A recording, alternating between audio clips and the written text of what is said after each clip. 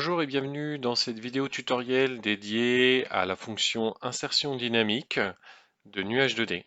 Donc cette fonction, c'est pas une insertion de bloc dynamique, hein, c'est une insertion dynamique de bloc. Donc en gros, ça va me permettre de pouvoir insérer des blocs que j'ai dans mon dessin. Donc là on voit mes blocs sont actuellement ici.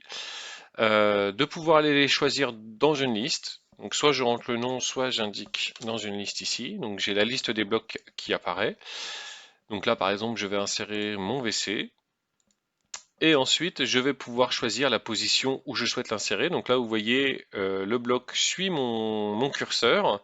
Et surtout, si vous regardez en bas les propositions qu'il vous fait, vous allez pouvoir utiliser les touches 4-5 de votre pavé numérique pour faire une rotation. Donc là, vous voyez, ça me permet de faire des rotations. Donc il fait des rotations à 45 degrés à chaque fois. Et donc de pouvoir très rapidement insérer votre bloc sans avoir une mise à l'échelle et une orientation à faire ensuite. Donc là, vous pouvez très rapidement du coup le faire coller avec l'orientation que vous souhaitez. Donc là, par exemple, mon toilette est ici. Je peux ajuster mon échelle en faisant plus et en faisant moins. Et donc pareil, très rapidement avoir le résultat que je veux. Je peux aussi rentrer une échelle manuellement en rentrant E. Donc là par exemple, j'ai vais dire que je veux une échelle de 1 pour revenir à mon état initial. Pareil, si je veux une orientation qui ne correspond pas à 45 degrés, qui est une orientation qui est totalement aléatoire, bah, je tape R et je vais indiquer du coup le sens et il va automatiquement me faire tourner dans ce sens-là. Donc là pareil, si je veux recoller, je me mets à 100 par exemple, voilà, et après j'ai plus qu'à retourner comme je veux pour revenir dans mon état initial. Le sens va me permettre d'intervertir mon bloc dans un sens ou dans un autre. Donc on va le voir plutôt, ça sera plutôt utile pour ce type par exemple de bloc où on va pouvoir du coup les inverser et mettre donc la partie bassin de ce côté-là et la partie égouttoir de ce côté-là, donc pour pouvoir inverser le bloc très rapidement également.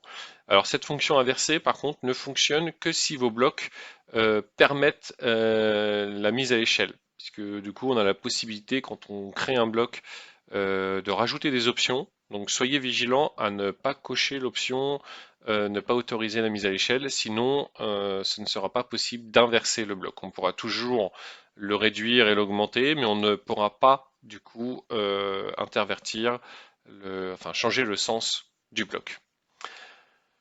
Donc voilà, donc là ça me permet un petit outil rapide, donc qui me permet très rapidement donc d'aller choisir, là je vais prendre ma douche par exemple, et voilà, d'aller le faire tourner, de la mettre dans le bon sens, d'éventuellement ajouter, là on voit il y a la douche, donc voilà, de le faire grossir un petit peu pour coller au mieux à mon nuage de points. Donc là, on n'accroche pas, hein. Le but c'est vraiment, on reste sur de la symbolique. Donc le but c'est d'aller le positionner comme ça. Si vous voulez vraiment le faire coller, bah après vous pouvez éventuellement le coller dans le coin si ça vous intéresse. Mais là, c'est pas le but de la fonction, hein. Le but de la fonction, c'est vraiment d'aller le positionner au plus juste dans le nuage, sans forcément aller le mettre parfaitement contre un mur.